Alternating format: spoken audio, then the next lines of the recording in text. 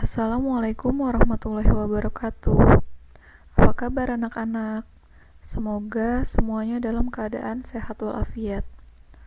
Sebelum belajar, mari bersama-sama kita membaca doa terlebih dahulu. Bismillahirrahmanirrahim. Rabbi zidni ilman warzuqni fahman waj'alni minas solihin. Baiklah, kita mulai pembelajaran untuk hari ini. Assalamualaikum warahmatullahi wabarakatuh. Ketemu lagi dengan saya, Ibu Zakia. Kita akan belajar matematika materi himpunan. Apa itu himpunan? Sekelompok objek atau benda yang memiliki karakteristik sama atau terdefinisi dengan jelas. Jadi himpunan itu sebuah kelompok, suatu kelompok. Dengan syarat harus memiliki karakteristik yang sama dan terdefinisi dengan jelas. Contohnya, contoh himpunan adalah kelompok hewan bertelur. Dan contoh yang bukan himpunan adalah kelompok hewan lucu. Coba sebutin kelompok hewan bertelur ada apa aja? Ayam, bebek, ikan, burung. Kalau saya bilang ayam itu hewan bertelur, pendapat kamu gimana? Benar nggak bertelur ayam? Nah, jadi karena pendapat saya, pendapat kamu, dan pendapat semua orang juga pasti sama, ayam itu bertelur, berarti kelompok hewan bertelur itu termasuk himpunan. Karena bisa didefinisikan dengan jelas. Kalau yang menghasilkan telur itu apa aja? Ada ayam, bebek, ikan. Nah, kalau contoh bukan himpunan, kelompok hewan lucu. Kalau menurut saya, anggota kelompok hewan lucu itu ada kucing, terus ada ayam, terus ada ikan. Nah, tapi ada juga yang bilang kalau kelompok hewan lucu itu kucing, terus kambing, terus ayam. Nah, beda-beda kan anggotanya ya. Kalau menurut saya kambing itu nggak lucu, tapi tadi ada yang nyebutin kambing itu lucu, berarti itu bukan himpunan. Karena pendapat tiap orang berbeda tentang anggota kelompok tersebut. Jadi anggota kelompoknya itu nggak bisa didefinisikan dengan jelas. Seperti apa sih lucunya? Kalau hewan bertelur kan bisa dilihat ada telurnya, jadi kita tahu mana hewan yang bertelur dan mana yang tidak bertelur. Jadi himpunan itu contohnya seperti ini, kelompok hewan bertelur. Simbol dan penulisan himpunan. Jadi, untuk penamaan sebuah himpunan dilambangkan dengan huruf kapital. Bisa A, atau B, atau C, atau D, dan lainnya. Sampai huruf Z. Yang kedua, penulisan anggota himpunan harus di dalam kurung kurawal. Jadi seperti ini, himpunan A sama dengan anggotanya di antara kurung kurawal ini. Ada 1, 2, 3, dan 4. Yang ketiga, untuk memisahkan satu anggota dengan anggota lainnya pakai tanda koma. Nah, di sini 1,2. Jadi anggota himpunan A itu ada 1, 2, 3, dan 4. Semuanya dibatasi oleh tanda koma. Yang keempat, jika anggota himpunan masih banyak dan tidak dapat disebutkan satu persatu atau masih berlanjut, dapat digunakan tanda titik-titik seperti ini. Misalnya himpunan B adalah bilangan asli lebih besar dari 6. Nah, kalau lebih besar dari 6 kan ada angka 7, 8, 9, 10, 11, 12, 13, 14, 15, dan seterusnya. Tidak akan berakhir, jadi kita ganti dengan tanda titik. Titiknya harus 3. Yang kelima, di sini ada tanda seperti huruf C, tapi seperti huruf E. Dibacanya anggota. Jadi 1 adalah anggota himpunan A. Di sini ada angka 5 tidak? Tidak ada, berarti 5 bukan anggota dari himpunan A. Jadi kalau seperti ini huruf E ini anggota, kalau dicoret jadinya bukan anggota. Cara menyatakan himpunan. Contohnya, diketahui himpunan bilangan cacah kurang dari 5 dan himpunan itu dinamai himpunan B. Ada 3 cara untuk menyatakan himpunan tersebut. Yang pertama adalah mendaftarkan anggotanya, yang kedua notasi pembentuk himpunan, dan ketiga menyatakan dengan kata-kata. Menyatakan himpunan dengan mendaftar anggota-anggotanya atau disebut juga metode tabulasi, yaitu menuliskan anggota-anggota himpunan di antara kurung kurawal yang dipisahkan dengan tanda koma. Contohnya seperti ini. Jadi himpunan B sama dengan 0, 1, 2, 3, dan 4.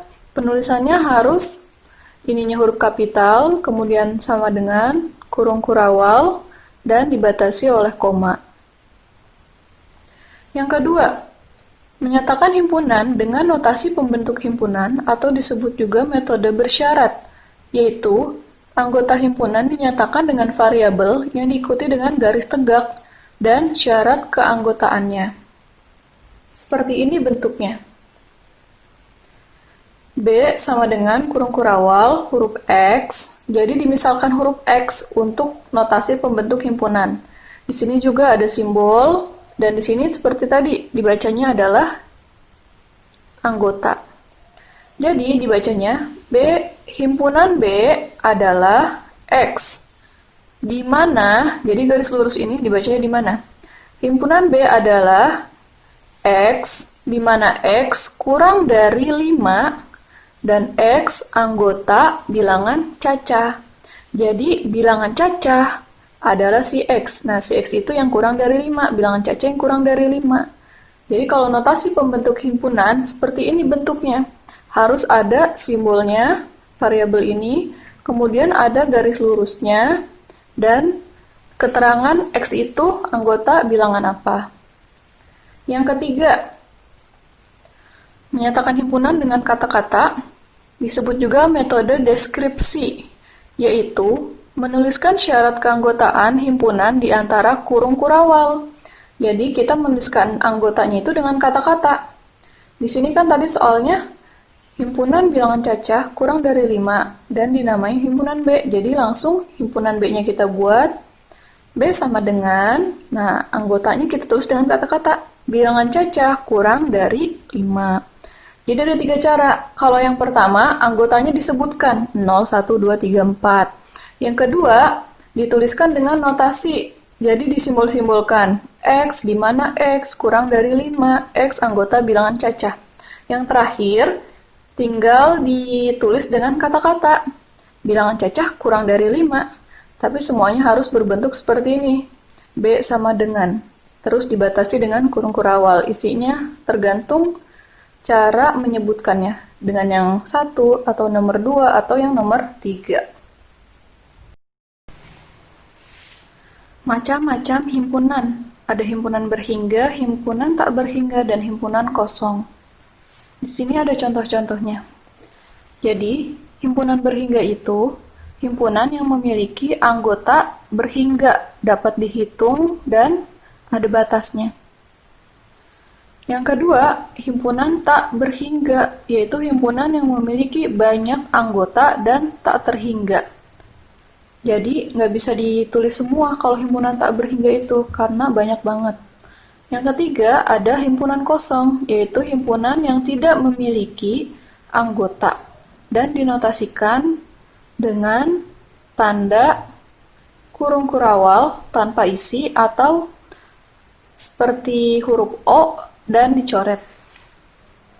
Jadi, kira-kira nomor 1 ini termasuk apa? Berhingga, tak berhingga, atau kosong? Ya, nomor 1 itu termasuknya himpunan. Himpunan A itu termasuknya himpunan berhingga. Kalau himpunan B, apakah dia himpunan berhingga atau tak berhingga? Karena B di sini ada 1, 3, 5, walaupun di tengah-tengahnya kosong, tapi dia di belakangnya ditulis lagi angkanya. Berarti dia berhingga hingga angka 23 saja. Jadi A dan B termasuk himpunan berhingga. Kalau yang C, 2, 4, 6, 8. Ini adalah himpunan bilangan genap. Nah, di sini ada titik-titik. Berarti dia tak berhingga. Di ujungnya pun tak ada angka lagi. Berarti dia termasuknya himpunan tak berhingga. Karena ada terusannya lagi. 8, 10, 12, 14, 16, 18, 20, dan seterusnya. Sampai 1000, 2000, 3000. Kalau yang huruf D, di sini ada kurung kurawal. Tapi di dalamnya kosong. Berarti dia termasuknya himpunan kosong. Dan huruf E atau himpunan E, dia juga ada tanda seperti ini. Berarti dia termasuknya himpunan kosong. Himpunan kosong itu seperti apa sih? Misalnya, bulan itu kan ada 12 bulan ya, Januari sampai Desember. Kalau misalkan himpunan A, sebutkan anggota bulan dari bulan ke-1 sampai bulan ke-5. Berarti kan kita bisa nyebutin tuh anggotanya. Januari, Februari, Maret, April, Mei. Tapi kalau suruh sebutkan bulan ke-13 sampai bulan ke-20. Ada nggak bulan ke-13? Nggak ada. Jadi kalau kita suruh sebutin himpunan, tapi nggak ada anggotanya, nah bisa ditulis seperti ini. Himpunan D adalah himpunan kosong, atau himpunan E adalah himpunan kosong. Seperti itu. Ini adalah gambar diagram Venn. Jadi kotak persegi panjang ini adalah diagram Venn. Nah, di dalam diagram Venn ini ada himpunan semesta dan sebuah himpunan A. Apa itu himpunan semesta? Himpunan semesta atau semesta pembicaraan adalah himpunan yang memuat atau melingkupi semua anggota atau objek himpunan yang sedang dibicarakan. Himpunan semesta biasanya dilambangkan dengan S. Jadi huruf S di sini dinamakan himpunan semesta. Dia berisi semua anggota yang ada di sini. 0, 1, 2, 3, 4, 5, dan 6. Jadi himpunan semesta itu semuanya yang ada di sini. Mau yang di dalam himpunan A ataupun yang di luarnya, tapi masih di dalam kotak persegi panjang itu. Apa itu diagram Venn? Suatu himpunan dapat disajikan dengan gambar. Gambar tersebut dinamakan dengan diagram Venn. Jadi gambar ini namanya diagram Venn.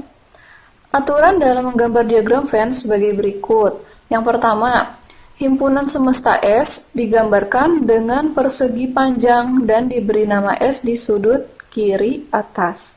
Jadi langkah pertamanya kita buat persegi panjang, kemudian simbolkan S di pojok kirinya. Setiap anggota himpunan S digambarkan dengan noktah, diikuti objek anggota di dalam persegi panjang. Misalnya seperti ini. Noktah itu apa sih? Nah, titik ini nih. Jadi di depan dan di tengahnya itu dia ada tanda titik. Anggota-anggotanya di depannya ditaruhin titik. 0, 1, 2, 3, 4, 5, dan 6. Jadi dituliskan anggotanya. 5, 4, 6.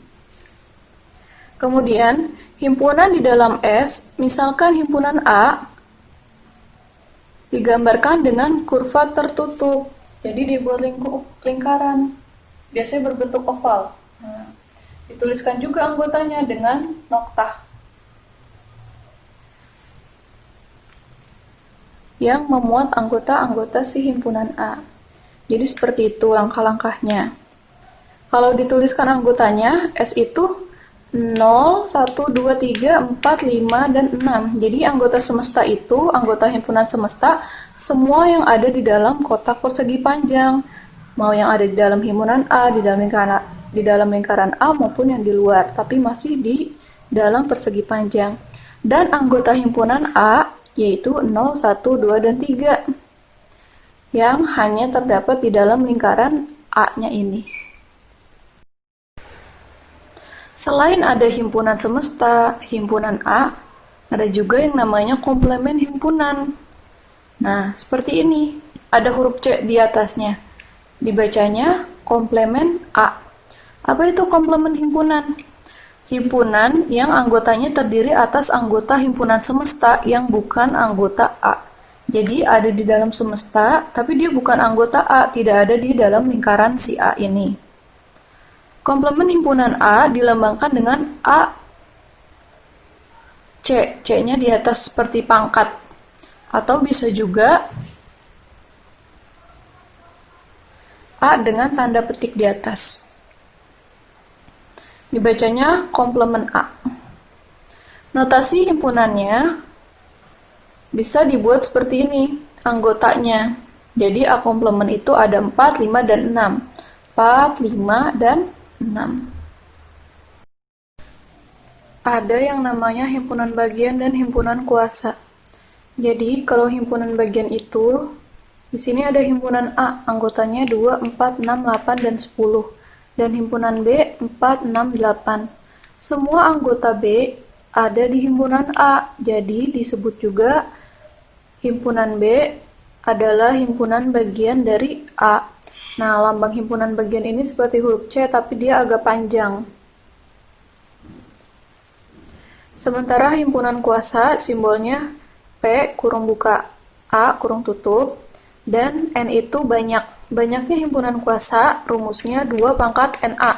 NA itu banyaknya anggota si himpunan A. Contohnya ada himpunan A itu 4, 6, dan 8. Banyaknya himpunan kuasa berarti 2 pangkat anggotanya ada 3. 3 angka, 4, 6, dan 8. Jadi 2 pangkat 3. Hasilnya sama dengan 8. Apa aja anggota himpunan kuasa dari himpunan A?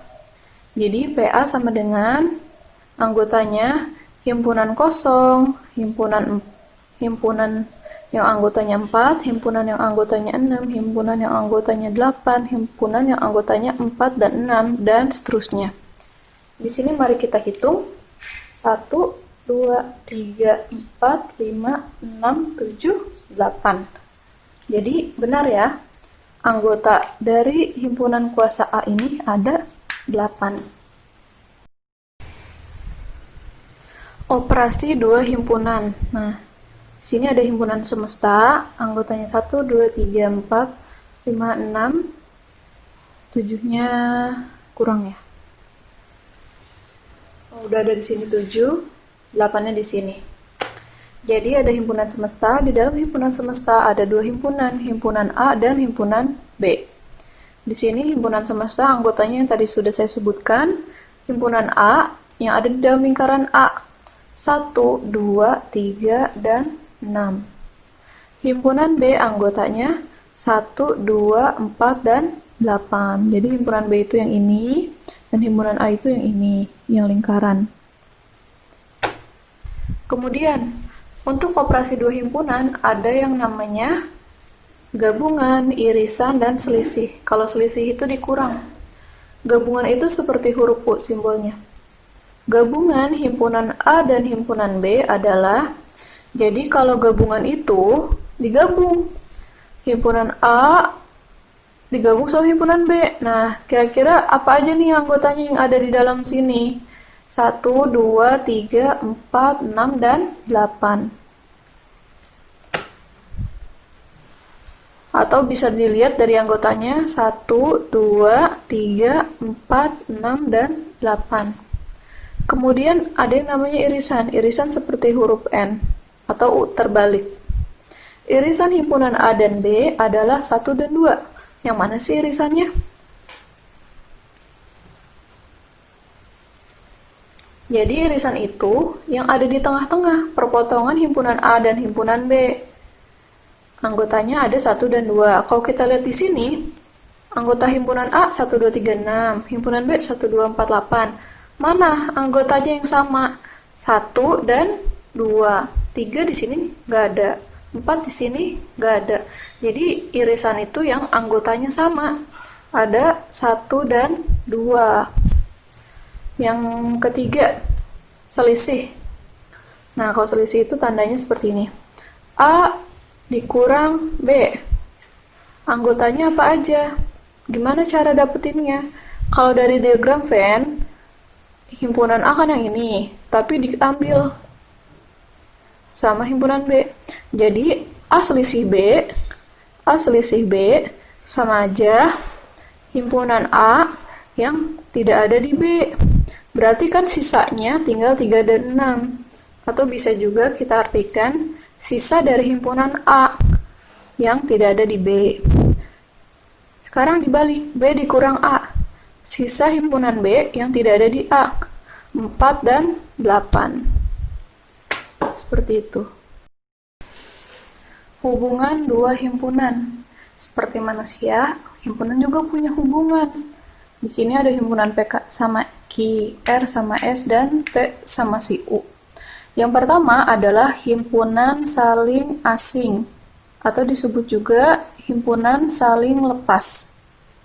Dua himpunan, yang mana sih himpunan saling asing atau saling lepas? Nah, ini yang tengah. Jadi dia nggak ada ikatannya, misah. Saling lepas dan saling asing.